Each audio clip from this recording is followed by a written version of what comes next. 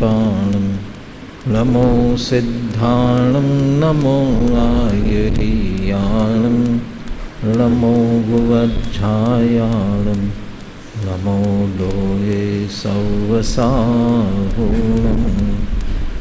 मंगलं भगवान् वीरो मंगलं गौतमो गणे मंगलं कुन्दकुन्दाद्यो जैनधर्मो सुमङ्गलम् सर्वमङ्गलमाङ्गल्यं सर्वकल्याणकारकं प्रधानं सर्वधर्माणां जैनं जयतु शासनं वन्दितु सर्वसिद्धे ध्रुवमचलमनोवमं गतिं पत्ते वोच्छामि समय पाहु नमो सुध केवली गणिदं नमः समय साराय स्वानुभूत्या चकासते चित्स्वभावाय भावाय सर्वभावान्तरच्छिदे मैं करता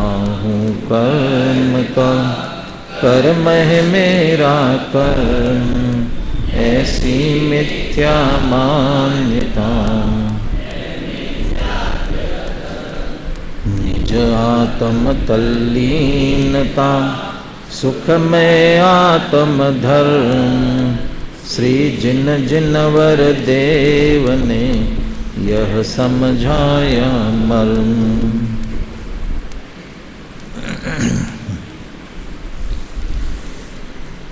आचार्य कुंदकुंदे विरचित समय सार परमागम कर्ता कर्माधिकार पर अपनी चर्चा चल रही है।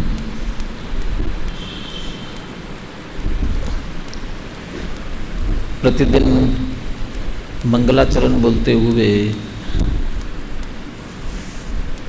दो बातों की तरफ ध्यान जाता है। एक तो परंपरा, जिस जनवाणी की हम चर्चा यहाँ कर रहे हैं उसकी परंपरा, ये चर्चा हमारे पास तक कहाँ से आई और जो हमारे पास तक आई है उसी की हम चर्चा कर रहे हैं। मंगलम भगवान वीरो मंगलम गौतमो गणीय मंगलम कुंदकुंदाद्यो। कम से कम सीधा कुंदकुंद आचार्य के ग्रंथ का स्वाध्याय करते हुए भगवान महावीर और गौतम गणधर से होते हुए कुंदकुंद आचार्य तक आई हुई ही यह बात है। इसलिए कुंदकुंद आचार्य की बात समझकर हम इसे मात्र नहीं सुनेंगे, नहीं पढ़ेंगे, बल्कि साक्षात भगवान महावीर की वाणी है, गौतम गणधर के माध्यम से होते हुए हमारे पास तक आई है। तीर्थंकर की धुनी गणधर ने सुनी अंग रचे चुनी ज्ञानमयी सो जनवर वाणी शिव सुखदानी। ये तो कुंदकुंद आचार्य का ही ग्रंथ है, इसलिए ठीक है। लेकिन और भी कोई ग्रंथ हो,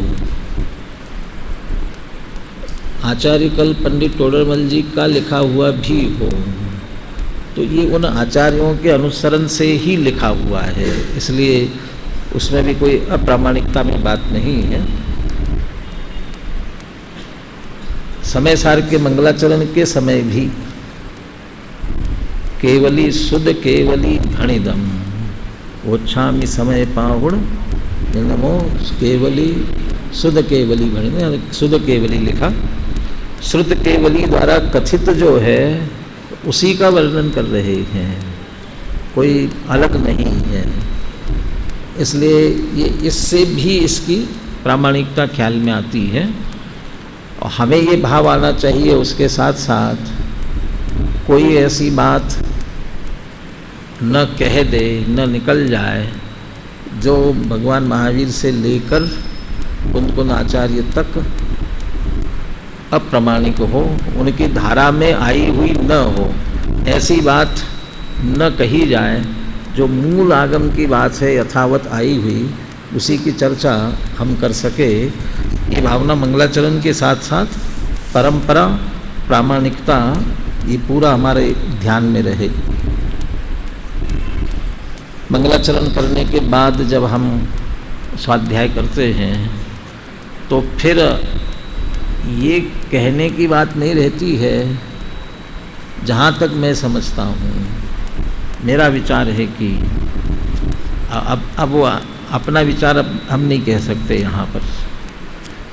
ये हो सकता है कि इसका अर्थ ऐसा भी किया जा सकता है, यदि आगम से कहीं विरुद्ध आता है। अभी मुझे आगम से विरुद्ध कोई बात इसमें नहीं लग रही है, लेकिन किसी को ख्याल में आती है और आगम से उसको मिलान करके बताएंगे तो आगम के अनुसार जो होगा उसे हम स्वीकार करेंगे। लेकिन हम नहीं कहेंगे, और कहते हुए भी वही बात कहेंगे जो केवली शुद्ध केवली भणिदम, या फिर वो भगवान महावीर, गौतम गणधर और आचार्यों की परंपरा से यहाँ तक आई हुई है।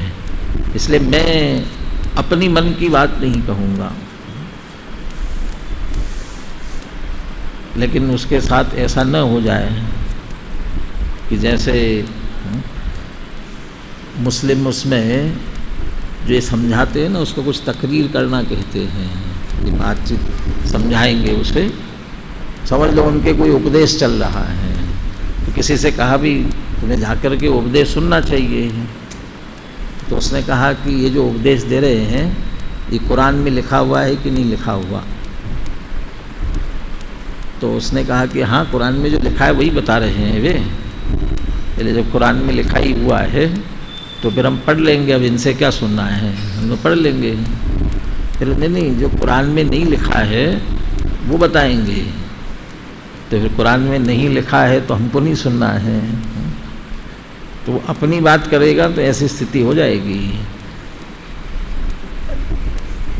फिर अपनी बात है और आगम में लिखी हुई है, मैं उसे कह रहा हूँ फिर सुनना क्यों, कि आगम में शब्द लिखे हुए हैं, भाव लिखा हुआ नहीं है। उन शब्दों का भाव, यथार्थ भाव क्या है, ये कहा, ये वाक्य सुना होगा। वो आगम का जो भाव है वो ज्ञानियों के हृदय में होता है। ये इसमें शब्दों में नहीं है। शब्दों से तो अनेक अर्थ निकल सकते हैं, लेकिन जो अर्थ आगम और वस्तु स्वरूप के अनुकूल है वही अर्थ उसमें से ग्रहण किया जाए, वो उसके विरुद्ध न जाए। ये परंपरा और प्रामाणिकता हमारे ध्यान में रहनी चाहिए। 74वीं गाथा की चर्चा चल रही है अपनी, ज्ञान और आश्रव निवृत्ति का समकाल।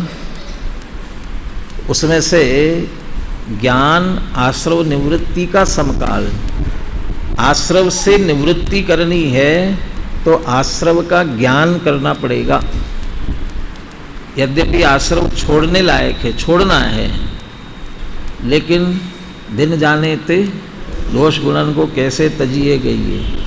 इनको दोष रूप न जाने, हे नहीं समझे तो छोड़ेगा कैसे, तो क्या दोष है इनमें, क्यों छोड़ा जाए, क्यों छोड़ने योग्य है। इसके लिए पहले वो उसका ज्ञान करा रहे हैं, और ज्ञान होने पर आश्रव की निवृत्ति होती है, वो बात बाद में करेंगे। आश्रव का भली भांति ज्ञान करने के लिए आश्रव का स्वरूप विस्तार से बता रहे हैं, क्या विशेषता है।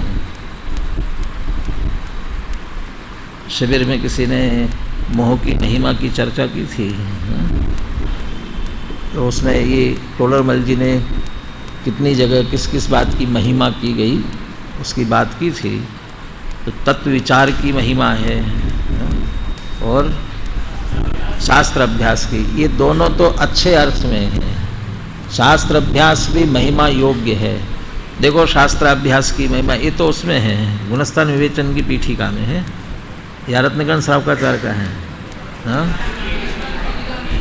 सम्यक ज्ञान चंद्रिका की पीठिका में है ना, बहुत सारे पॉइंट दिए उसके। देखो शास्त्राभ्यास की महिमा, मोक्षार प्रकाशक में तो नहीं शास्त्राभ्यास की महिमा, लेकिन टोडरमल जी का है। तत्व विचार की महिमा, लेकिन दो महिमा शब्द दो जगह प्रयोग ऐसा किया, एक अभाग्य की महिमा, तो अभाग्य भी कोई महिमा करने योग्य थोड़ी है, तो ऐसे मोह की महिमा, तो मोह भी कोई महिमावंत थोड़ी है। ऐसे यहाँ आश्रव का इतना गुणगान कर रहे हैं, अशुचि है, विपरीत है, दुख के कारण है। अब उतना गुणगान करके भी संतुष्टि नहीं हुई, तो अभी फिर इसमें अध्रुव, अनित्य, अशरण, दुख और दुख फल है, ऐसा कह करके इतने विशेषण, इतनी महिमा आश्रव की, तो किसके लिए? आश्रव की महिमा किसके लिए? आश्रव की जैसे मोह की महिमा मोह बढ़ाने के लिए नहीं है, ऐसे आश्रव की महिमा आश्रव में एकत्व बुद्धि के लिए नहीं है, आश्रव में उपादेय बुद्धि के लिए नहीं है। वो जैसे मोह की महिमा की गई है, अभाग्य की महिमा की गई है, वह छुड़ाने के अर्थ में, ऐसा सुनकर समझकर छोड़े उससे, ऐसे यहाँ आश्रव की इतनी विशेषता बता करके उससे छुड़ाना चाहते हैं।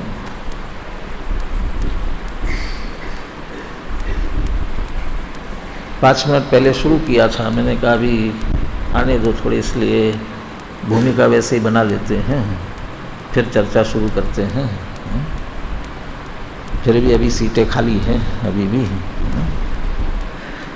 चलिए, अभी अध्रुव, अनित्य, अशरण 3 विशेषणों की चर्चा हुई थी। आज प्रयास रहेगा पूरा टीका पूरी करने का। यहाँ 3 विशेषणों में तो हेतु भी दिया और दृष्टांत भी दिया।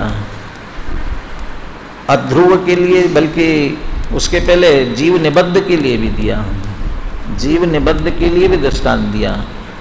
जीव निबद्ध के लिए क्या दृष्टांत दिया? वृक्ष और लाख की भांति वध्य घातक स्वभाव, उस तरह से जीव से निबद्ध है, फिर भी वे अविरुद्ध स्वभाव का अभाव होने से जीव नहीं है। अध्रुव के लिए क्या उदाहरण दिया? मृगी के वेग की भांति आश्रव भाव घटते बढ़ते रहते हैं, ध्रुव नहीं है, इसलिए अध्रुव है। अनित्य के लिए क्या उदाहरण दिया? शीत दाह ज्वर के आवेश की तरह क्रम से उत्पन्न होते हैं। जब शीत दाह हो तो शीत ज्वर हो तो दाह ज्वर नहीं होता, दाह ज्वर हो तो शीत ज्वर नहीं होता, नित्य नहीं रहते। शीत ज्वर या दाह ज्वर नित्य नहीं रह सकता। विभाव का सर्वदा सद्भाव नहीं होता, नहीं रहता। ये खेमचंद भाई का वाक्य है। मैंने बीच में रविंद्र जी के नाम से कहा था, ये पंडित जी ने आके मेरे से कहा, ये तो हमने बहुत पहले सुना है, सोनगढ़ जाते थे तब। खेमचंद भाई का वाक्य है, विभाव का सर्वदा सद्भाव रहता नहीं है और स्वभाव का कभी अभाव होता नहीं है। आश्रव भाव विभाव है, जैसे शीत दाह ज्वर अस्वस्थता है। शरीर का स्वास्थ्य स्वभाव नहीं है, शरीर की विकृति है, विभाव है शरीर के लिए, इसलिए सर्वदा सद्भाव रहता नहीं है। तो सर्वदा नहीं रहेगा तो कभी कभी रहेगा, कभी कभी रहेगा तो अनित्य रहेगा, नित्य नहीं हो सकता है। ऐसे आश्रव भाव भी, इसलिए अनित्य कहा उसे। और अशरण के लिए उदाहरण दिया, काम, दारुण काम का विकार, काम भाव हो रहा हो और उस समय वीर्य स्खलन हो जाए तो फिर काम का भाव किसी से नहीं रोका जा सकता है। वो जैसे अशरण है बिल्कुल, तो वैसे ही आश्रव भाव, जब उसके पीछे तत्संबंधी उदय का अभाव हुआ, कर्मोदय के स्खलन के साथ ही, इसमें मूल में कर्मोदय शब्द नहीं दिया है, त्रातुम अशक्यत्वाद इतना ही दिया है, त्रातुम अशक्यत्वाद, लेकिन वो दृष्टांत के साथ संधि बिठाने के लिए कर्मोदय के स्खलन, तत्संबंधी कर्म का उदय चला गया, फिर कोई उसे बचा नहीं सकता है, इसलिए वह भाव अशरण है। यहाँ हिंदी जब ये टीका पूरी हुई है, उसके बाद विशेष जो बात लिखी हुई है, अनुशीलन में भी है, आश्रव भाव की चर्चा चल रही है। कौन से आश्रव भाव की? कौन से क्या आश्रव भाव की हो रही है कि नहीं? दो प्रकार के आश्रव होते हैं, शुभाश्रव और अशुभाश्रव, पुण्याश्रव और पापाश्रव। कौन से आश्रव की बात चल रही है?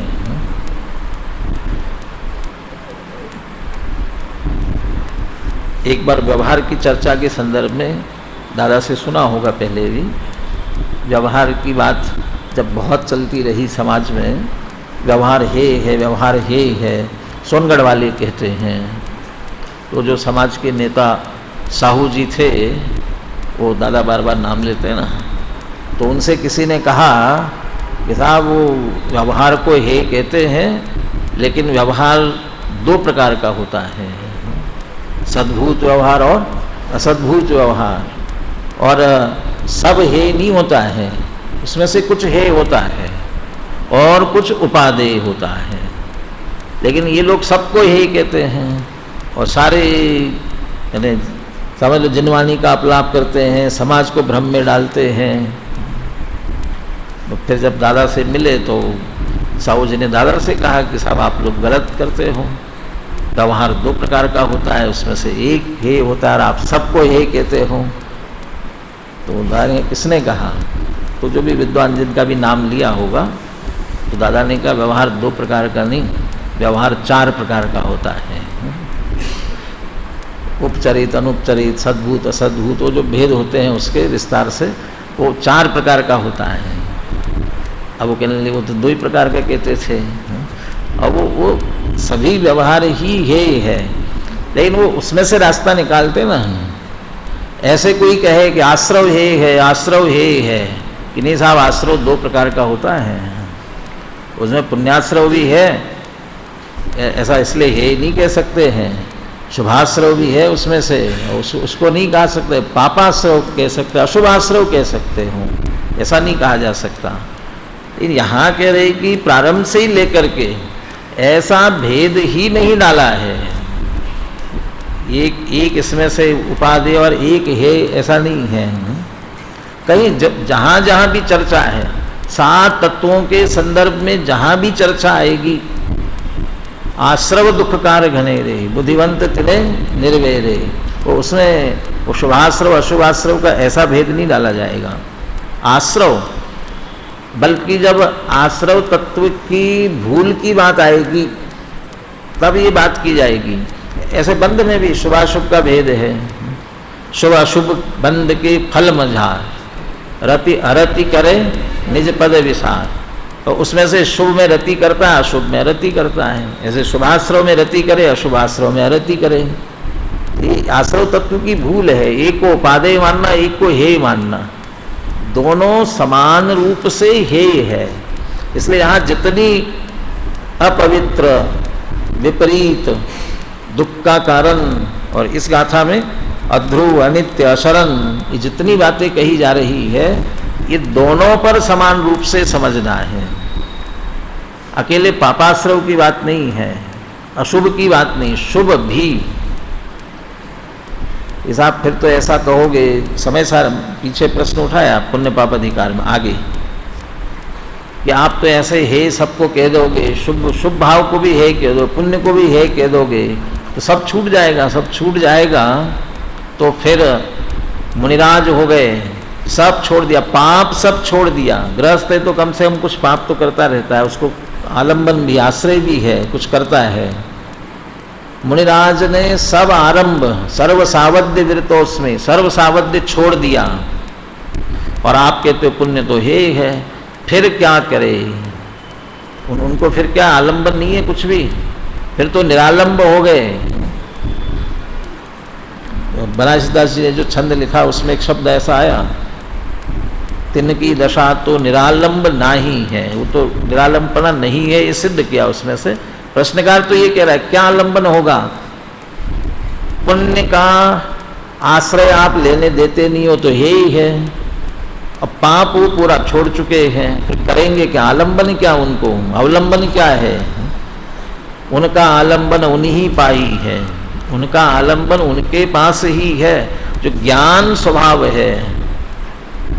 न संत्य शरणा मुनि, ऐसा मुनि अशरण नहीं है, जो ज्ञान स्वभाव है वो उनका उनके पास में है और ज्ञान स्वभाव का वो शरण ले रहे हैं। पुण्य भाव के शरण की आवश्यकता नहीं है।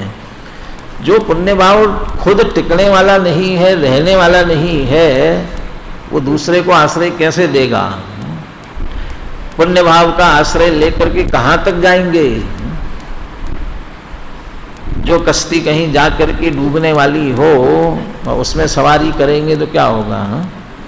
कश्ती बोलते क्या बने, क्या नाव समझ लो, नाव में जहाज में वो डूबने वाली हो, उसमें सवारी करेंगे तो कहाँ तक जाएंगे? वो जहाँ तक ले जाएगी जाएंगे, लेकिन डूबेगी। पुण्य भाव का आश्रय करेंगे तो कहाँ तक लेकर के जाएगी? 9वें ग्रवेग तक ले जाएगी। तो 9वें ग्रवेग तक जाएगी, फिर उसके बाद क्या होगा? नियम से डूबने वाली है, इसलिए उसका शरण नहीं लिया जा सकता है। बल्कि वो पुण्य का जो भाव है ना, इसीलिए प्रवचन सार में उसे वो धूर्त अभिसारी का कहा, ऐसे ऐसे शब्दों से दिया ना।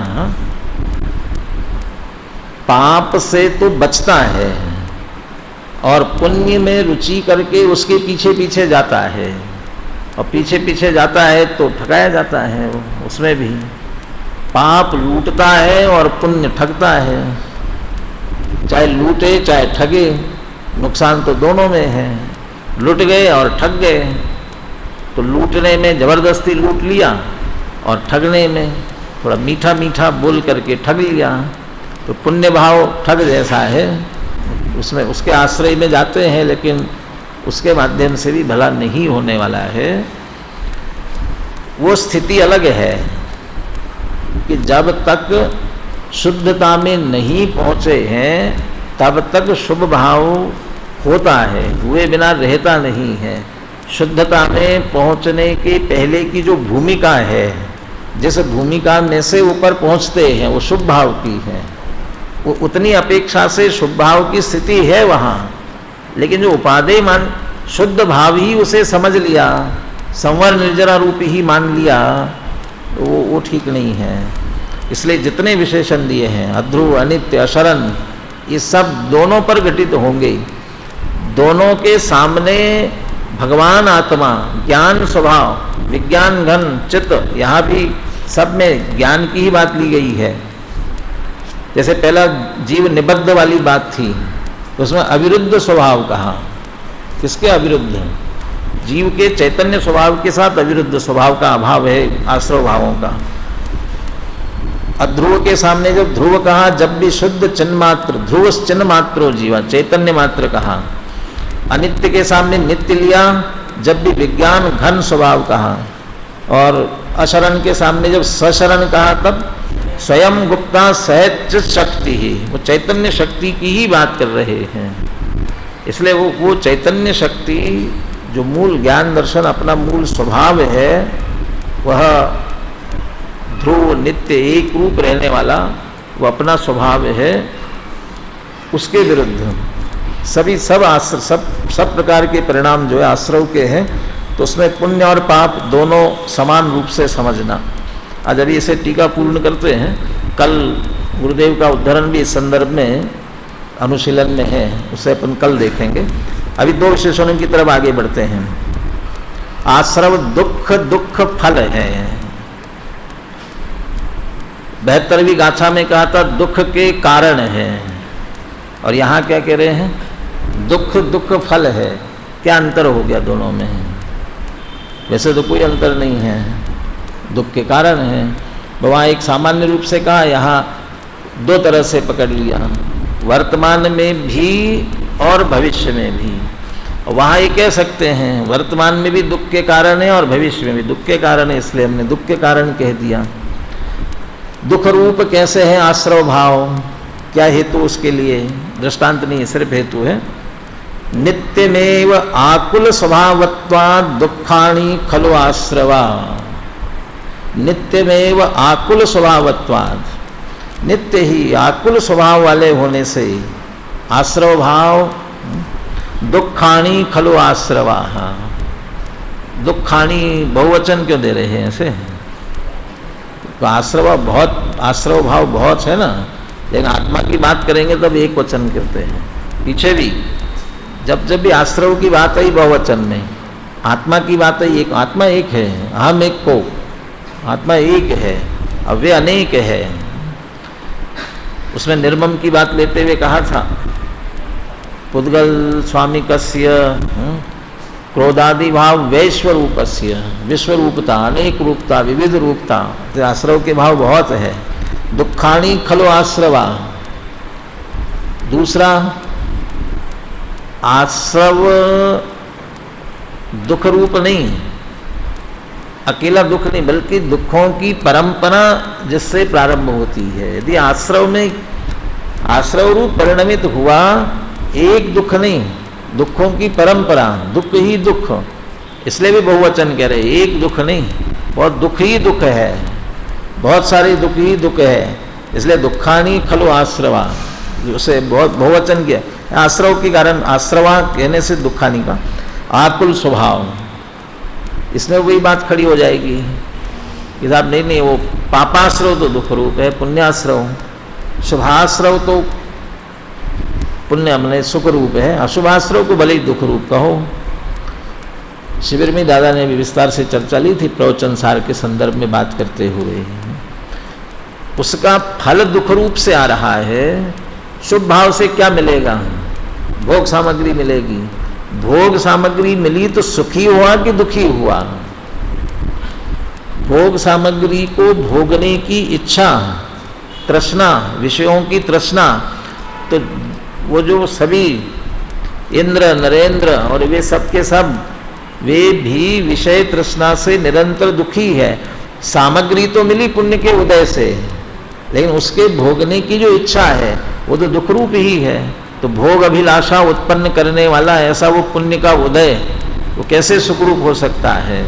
इसलिए वो नियम से दुख रूप। इसलिए पुण्य का परिणाम भी जो है उसे भी यहाँ दुख रूप समझना है। आकुल स्वभावत्वात्, वे तो फल में मिलने वाली 5 इंद्रियों के विषयों की सामग्री जगत जिसे सुखरूप कहता है वो दुख रूप है, वो फल की बात है।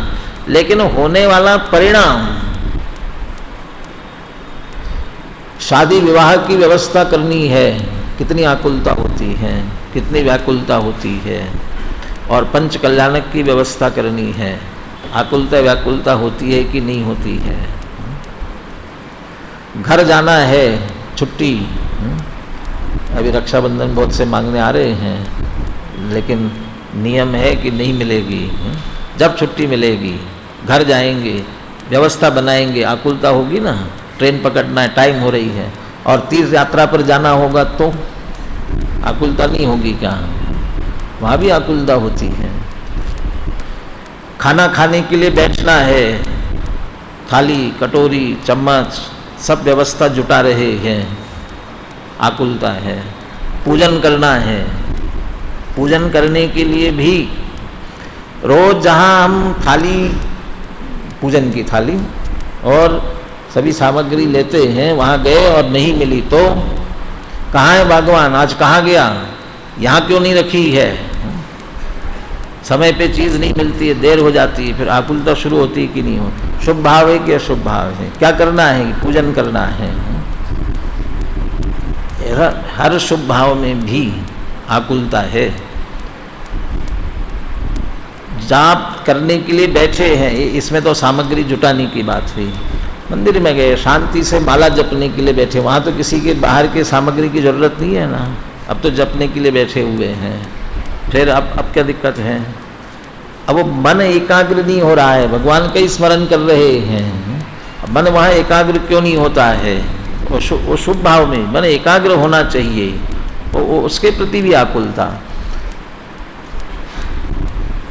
लेकिन फिर भी वो तो क्यों नहीं हो रहा है? उस समय तो अभी स्थिरता, पंच परमेष्ठी में स्थिरता नहीं, और आत्मा की स्थिरता तो बहुत दूर की बात है।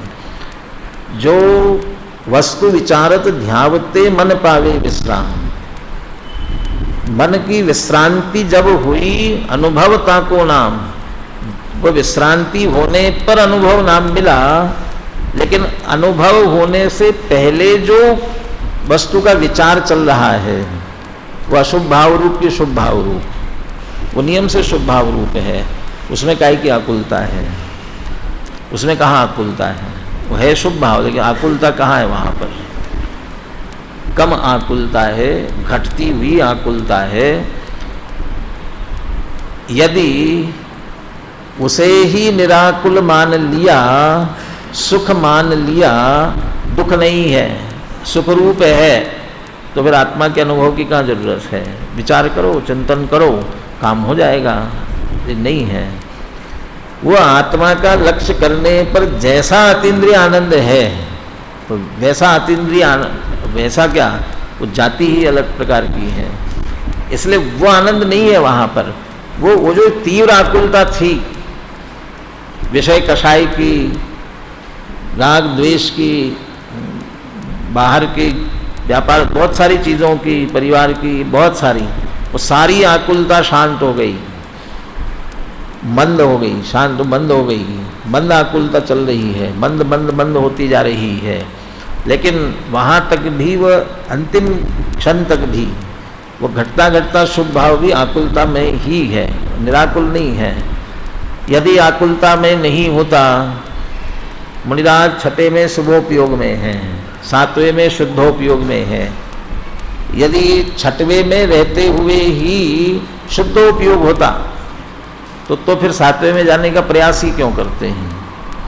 और सातवें से भी सातिशय अप्रमत्त से श्रेणी चढ़ करके शुद्धोपयोग की परंपरा से शुद्धोपयोग के फल तक पहुंचने की कोशिश क्यों करते हैं? इसका मतलब आकुलता है। श्रेणी चढ़ते हुए भी जब तक रागांश शेष है, दुख की सुख रागांश जितना है, वो बंधन में जा रहा है। पुरुषार्थ सिद्धिपा में बंध की अपेक्षा बात की। ये नांशेन सुदृष्टि तेन अंशेन अस्य बंधनम नास्ति, ये नांशेन तु रागा तेन अंशेन बंधनम भवति। जितने अंश में राग है उतने अंश में बंधन है। ऐसा ही सम्यक दर्शन, ज्ञान, चारित्र तीनों पर घटित किया। ऊपर श्रेणी चढ़ते हुए भी येन अंशेन रागा तेन अंशेन बंधनम, जितने अंश में भी राग बाकी है वो बंधन चल रहा है। वो बंध विच्छुत्ति की प्रक्रिया में जिस गुणस्थान में जिसकी विच्छुत्ति हो रही वही छूटेंगे, बाकी का बंध तो चल रहा है। तो वो उतना राग बाकी है तो उतना बंध भी होता रहता है। बंद हो रहा है तो तत्संबंधी उतनी आकुलता भी है, लेकिन मुख्यता उसकी नहीं है। वहाँ तो मुख्यता निराकुल स्वभाव की, आश्रय निराकुल स्वभाव का है, और नियम से अनंत सुख की तरफ बढ़ रहे, अनंत सुख में पहुँचने वाले हैं। इसलिए वो दुख, सारा दुख गौण हो जाता है भले ही, लेकिन आश्रव कहीं का भी हो वह दुख रूप ही होता है। यहाँ तो आपने शुभाश्रव अशुभाश्रव की बात की, लेकिन और दो भेद आते हैं आश्रव के, सांप्रदायिक आश्रव और इर्यापथ आश्रव। वो भी ऐसे ही है क्या? दोनों वो भी ऐसे ही है क्या? उसमें अध्रुव अनित्य वो तो सब छूटने वाले हैं, ये बात तो घटित हो जाएंगे। इर्यापथ आश्रव, सांप्रदायिक आश्रव, ये कहा जाए ये जो शुभाशुभ के भेद किए जा रहे हैं ये सांप्रदायिक आश्रव के ही हैं, इर्यापथ आश्रव के नहीं हैं। इर्यापथ आश्रव तो कहने का ही आश्रव है। इर्यापथ नाम ही दिया, आया और चला गया, उसने नाम मात्र ही है। लेकिन उसमें अध्रुव अनित्य अशरण ये तो घटित हो जाएंगे, लेकिन दुख फलपना घटित नहीं होगा। किसे दुख देंगे, क्या करेंगे? इसलिए ये भावों की मुख्यता से लेना है। वो जो विकारी मोह राग द्वेष के विकारी भाव है उनकी बात है। इसमें नियम से आकुलता होती है। जहाँ भगवान की भक्ति का भाव, आत्मा के द्रव्य गुण पर्यायात्मक जब चिंतन चल रहा हो, वो चिंतन का भाव जब तक विकल्प की स्थिति में है तब तक आकुलता वाला है, तब तक राग वाला है, और वो उस विकल्प आकुलता की दृष्टि से दुख रूप है। लेकिन बहुत शांत होते होते होते, बल्कि अधिकतर लोगों के उस विकल्पों के शमन तो नहीं हुआ, निर्विकल्प नहीं हुआ है, विकल्पों के मंद होने में ही सुख बुद्धि हो जाती है, उसी को अनुभव समझ करके अटक जाते हैं। तो और गहराई में उतरने का प्रयास नहीं होता। वो उतना कर लिया, चिंतन कर लिया, विकल्पात्मक चिंतन कर लिया, और जब विकल्पात्मक चिंतन करते हैं अच्छा लगता है, आनंद आता है, वो विकल्प का आनंद है, लेकिन वो भी आकुलता में है। जब मंद राग इस प्रकार से आकुलता वाला है तो तीव्र राग तो निश्चित रूप से आकुलता वाला ही है, और उस तीव्र राग की आकुलता को समझाने की कहाँ जरूरत है। टोडरमल जी ने 90 अधिकार के प्रारंभ में ही मोक्ष तत्व की चर्चा प्रारंभ हुई ना, वहाँ मोक्ष मार्ग मोक्ष की, उसके प्रारंभ में लिखा आत्मा का हित मोक्ष ही है, और उसके प्रकरण में लिखा सभी सुख चाहते हैं, दुख दूर करने का प्रयास करते हैं, दुख न हो इसका प्रयास चल रहा है, इसके लिए कोई हेतु दृष्टांत की आवश्यकता नहीं है। सबको दुख हो रहा है, दुख अनुभव में आ रहा है, इसको क्या हेतु क्या दृष्टांत दे। आश्रव का भाव तीव्र राग वाला, अशुभ वाला राग, वो आकुलता है, आकुलता स्वरूप है, ये कहाँ समझाने की जरूरत है। क्रोध मान माया लोभ का परिणाम जिसके अंदर उत्पन्न होता है, हमारे अंदर जब जब उत्पन्न होता है तब हमारी मनस्थिति क्या होती है हमें पता है, इसलिए वो उसके वो दुख रूप है, ये समझाने की, इसके लिए हेतु दृष्टांत की जरूरत नहीं है। और इससे ये समझ लेना, जैसे ये दुख रूप कहा ना, ये आश्रव है, ये दुख रूप है, वह भी आश्रव है, इसलिए वह भी निश्चित रूप से दुख रूप है। शुभाश्रव पुण्याश्रव को भी उसी प्रकार से आकुल स्वभावत्वात्, आकुल स्वभावी होने से दुख रूप समझना उनको। उसके सामने जीव कैसा है, अदुखम नित्यमेव अनाकुल स्वभावो जीव एव, और नित्यमेव कैसा है, अदुखम नित्यमेव अनाकुल स्वभावो जीव, अनाकुल स्वभावी जीव ही अदुख है। अदुख का ये तो नास्ति परक हुआ, आस्ति परक क्या निकलेगा, सुख रूप है, तो सुख रूप कहो ना, उधर दुख कहा ना, इसलिए उसके सामने अदुख कह रहे। आत्मा अदुख है, क्यों, अनाकुल स्वभावी है, उसमें है ही नहीं दुख, उसमें दुख नहीं है, उसको जानने वाला आश्रय करने वाले को दुख नहीं है नियम से, जब उसमें है ही नहीं तो उसका जो आश्रय करेगा उसे दुख कैसे आएगा। इसलिए वह अनाकुल स्वभाव होने के कारण से अदुखम, जीव ही अदुख है, और जीव अदुख ही है, जीव सुख स्वरूप ही है, जीव दुख रूप नहीं है। तो जीव दुख रूप नहीं है तो ये सारे संसारी जीव तो दुख रूप हो रहे हैं ना, सारे संसारी जीव दुख रूप हो रहे हैं, कैसे जीव दुखी नहीं है। जितने दो राशि है ना, सिद्ध भगवंतों की राशि और निगोदिया जीव की राशि, कौन सी राशि ज़्यादा है, निगोदिया जीव की राशि ज़्यादा है। अक्षय अनंत निरंतर 600 जीव, 608 जीव 6 समय 8 समय में निकल रहे, 6 महीने 8 समय में निकल रहे हैं, और कभी समाप्त नहीं होने वाली।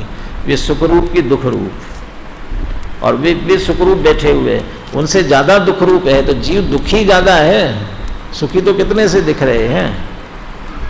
फिर उनको अदुख अनाकुल स्वभाव कैसे कह रहे हैं, जीव का स्वभाव तो अनाकुल ही है, उस स्वभाव को भूलकर उत्पन्न होने वाले मोह राग द्वेष के परिणाम दुख रूप है, जीव सुख रूप नहीं है, जीव दुख रूप नहीं है। यदि जीव दुख रूप होता तो अनंत भगवान कभी सुखी नहीं हो सकते थे, होता ही नहीं, सुख तो आता कहाँ से। तो जीव तो सुख रूप है, और उसे तो पर का लक्ष्य, पर का आश्रय, विपरीत मान्यता, इसके कारण से आकुलता उत्पन्न करके दुख हो रहा है। जीव दुख रूप नहीं है।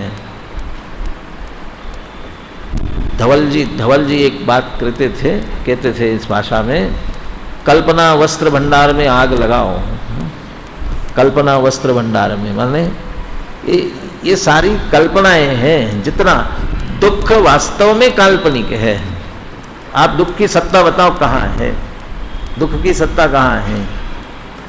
कल्पना के अलावा दुख की सत्ता कहाँ है?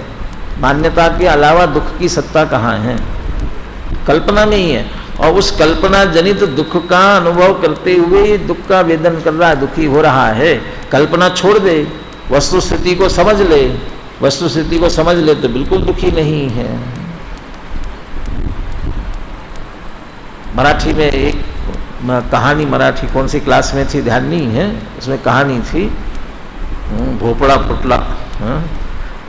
एक अभी पहले घर में ऐसा है बीज के लिए जो भी फल होते थे बड़े बड़े उनको टांग के रखते थे ना, तो वो बड़ा कद्दू बहुत बड़ा बीज के लिए सूखा हुआ ऐसा टांग के रखा हुआ था, और वो अचानक टूट गया और गिर गया।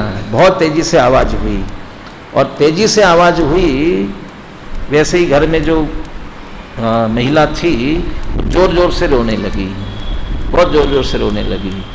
तो आसपास के लोग इकट्ठे आए, तो क्या हुआ कि यहाँ मेरा बेटा खेल रहा था और वो खेलते खेलते बिल्कुल इसी के नीचे यहाँ से वहाँ भाग रहा था, और उसी समय ये जो कद्दू है इतना बड़ा ये टूट गया और नीचे गिर गया। यदि मेरा बेटा उसके नीचे होता तो क्या होता, मर जाता अभी बेचारा। और फिर जोर जोर से रोने लग गई। उसके साथ में उसकी आवाज़ सुन करके जिनने सुना जिनने नहीं सुना, गांव में तो ऐसा प्रसंग होता है ना, तो वो यहाँ तो राजस्थान में तो पता रुदालियाँ मिलती हैं। रुदाली माने ऐसा कोई मरण हो जाए ना तो उसमें शोक में रोने वाली है। तो अब वो एक महिला रो रही है शोक में, तो गांव की महिलाएं सोची कि भैया ये शोक में कोई रो रही है, तो ये रोते हुए सुन करके किसी ने जाकर के खेत में काम करने वाले सब पुरुषों से कह दिया कि तुम्हारे घर में बेटा मर गया। और सब दौड़े दौड़े आए, क्या हुआ, क्यों रो रहे हैं, कहाँ है? अब वो आए दौड़ देखते हैं तो बेटा वो खेल रहा है गली में। तो क्या हो गया? तो जाकर के पूछा तो क्या हुआ? उसके नीचे होता तो क्या होता? वो ये तो नहीं हुआ, लेकिन कल्पना में कभी कभी कोई नहीं मिलता है। जब भी कोई अपना प्रिय गुम जाता है समझ लो, खो जाता है जो भी, और नहीं मिलता है तो कितनी आशंकाएं होने लगती, क्या हुआ होगा पता नहीं, क्या हुआ होगा पता नहीं, ऐसा तो नहीं हुआ होगा। सबसे पहले कहाँ ढूंढते हैं मालूम है? कहाँ ढूंढते हैं? अस्पताल में जाकर के ढूंढते हैं, हॉस्पिटल। क्यों कि एक्सीडेंट हो गया हो तो हॉस्पिटल ही तो पहुँचेंगे ना। फिर पुलिस थाने पहुँचते हैं, किसी के पास कोई सूचना तो नहीं आई है। अरे अनिष्ट की आशंका हुई नहीं है, हम सिर्फ कल्पनाएं करके ही, वो तो कल्पनाएं हैं ही, लेकिन जो सचमुच हो रहा है वो भी क्या है? क्या हुआ? पुत्र का मरण हुआ। क्या हुआ? पुत्र का मरण हुआ माने क्या हो गया? मर गया माने क्या हो गया? देह जुदा और वो आत्मा जुदा हो गया है। उसमें जो आत्मा थी निकल गई, इतना ही तो हुआ है ना। कौन मरा? कि मेरा पुत्र। क्या होता है पुत्र? क्या होता है मेरा? वो तुम्हारा है। कार्तिक अनुप्रेक्षा में 18 नाती वाली कहानी पढ़ लो। एक के साथ कितने प्रकार के रिश्ते, एक ही भाव में कितने 18 रिश्ते होते हैं एक दूसरे से ऐसे घटित किया उसमें एक व्यक्ति के 18 प्रकार के रिश्ते। तो कौन है वह? अभी पिछले जन्म में पता नहीं क्या था, भाई था, क्या था, कोई मालूम नहीं। इतने अनंत भाव में क्या क्या बना होगा। तो क्या पुत्र है क्या? वो कौन है? जैसा मैं जीव हूँ, स्वलक्षण भूत स्वरूप अस्तित्व, ऐसा वो भी एक स्वरूप स्वलक्षण भूत स्वरूप अस्तित्व वाला है। वह भी एक स्वतंत्र सत्ता वाला द्रव्य है, वह भी एक स्वतंत्र। उसकी अपनी पर्यायों की यात्रा वो उसकी अलग है, वो अपनी चल रही है, हमारी अलग है। अरे वो वास्तव में कोई संबंध नहीं है। तत्व दृष्टि से विचार करें तो वो कोई संबंध नहीं है। इसलिए ये जितने हम मान रहे हैं सारी कल्पना में है। जितना हो रहा है कल्पना के अलावा और कुछ नहीं है। वस्तु स्थिति में हुआ क्या है, वो जीव था, जीव दूसरी जगह चला गया, अपने आगे की बर्या आगे की गति में चला गया, इतना ही हुआ है। लेकिन हम कल्पना मात्र में भ्रम जनित दुख का उपाय भ्रम दूर करना ही है। भ्रम जनित दुख का उपाय भ्रम दूर करना है। इसका अर्थ वो जो पुत्र मर गया इसलिए दुखी हो रहे हैं, उस दुख से दूर होने का उपाय क्या है कि साहब नहीं उसको जिंदा करो, उसको लेकर के आओ, वही उपाय है उसका, तो वो संभव ही नहीं है। तो क्या उपाय है कि ये समझ लो कोई किसी का बेटा नहीं होता है, कोई किसी की माँ नहीं होती है, कोई संबंध नहीं, वो स्वतंत्र जीव है, मैं स्वतंत्र जीव हूँ, ये वस्तु स्वरूप समझे तो कोई दिक्कत नहीं होती है। लेकिन वस्तु स्वरूप से विरुद्ध विचार करना, इसलिए सारा कल्पना आधारित है। रात्रि में आंख बंद करके सपना देखते हैं, आंख बंद करके सपना देखते हैं, और जैसे ही आंख खुलती है वो क्या होता है, सपना टूट जाता है। और ये मेरी माँ है, ये मेरे पिता है, ये मेरा भाई है, ये मेरा पुत्र है, ये मेरा मकान है, ये मेरा दुकान है, इतनी मेरी संपत्ति है, जो कुछ अभी हम मान रहे हैं ये भी सपना है। पर अंतर इतना है कि खुली आंखों से देख रहे हैं और वो रात में सोते हुए बंद आंखों से देखते हैं। वो सपना आंख खुलती है तो टूट जाता है, और ये सपना आंख बंद हो जाती है तो टूट जाता है। और आंख बंद तो होनी है, चिर निद्रा में जब लीन हो जाएंगे तो आंखें तो बंद होनी है। और आंखें बंद हुई तो कौन किसका माता, कौन किसका पिता, क्या है, क्या रहने वाला है। इसलिए सब कल्पना आश्रव भाव कल्पना के आधारित है, इसलिए वो दुख रूप ही है। भगवान आत्मा अनाकुल स्वभाव वाला है, इसलिए अदुखम, अदुख सुख स्वरूप ही है। उसमें दुख की कोई गुंजाइश ही नहीं, दुख की कोई संभावना ही नहीं है, बिल्कुल। हाँ, गुरुदेव इसके लिए कहते थे जैसे शेरड़ी का रस पीते हुए, शेरड़ी माने गन्ने का रस, वहाँ गुजराती में शेरड़ी शब्द बोलते होंगे उसे। गन्ने का रस पीते पीते एक एक घूंट में, एक एक बूंद में उसके जैसे मिठास भरी हुई है, एक एक बूंद में, ऐसे आत्मा असंख्यात प्रदेश में सुख ही सुख भरा हुआ है। सुख में, सुख स्वरूप, ये ज्ञान में नहीं है क्या? अभी तो ज्ञान में कह रहे थे, वो लक्षण की अपेक्षा से ज्ञान में, प्रयोजन की अपेक्षा से सुख में, आनंद में, ज्ञानानंद स्वभावी, इसलिए बिल्कुल अनाकुल स्वभावी वो जीव ही है। अंतिम हेतु और एक अंतिम और विशेषण ले लेते हैं।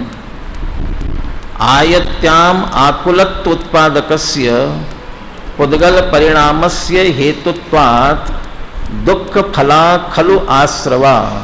दुख फला कहा, दुख के रूप में फलित होने वाले। क्यों? आयत्याम आकुलत्व उत्पादकस्य पुद्गल परिणामस्य हेतुत्वात्, ये पुद्गल परिणाम के हेतु है, कारण है आश्रव के भाव। कौन से पुद्गल के परिणाम?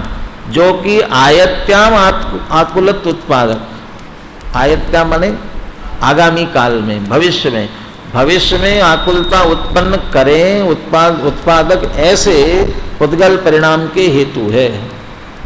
किससे आकुलता होती भविष्य में? कर्म नो कर्म से, कर्म नो कर्म। जो तत्संबंधी क्रोधादि विकारी भावों को उत्पन्न करने वाला मोहनीय कर्म है, मिथ्या विपरीत करने वाला दर्शन मोहनी कर्म है, वह आकुलता उत्पन्न करने वाला है भाव की अपेक्षा।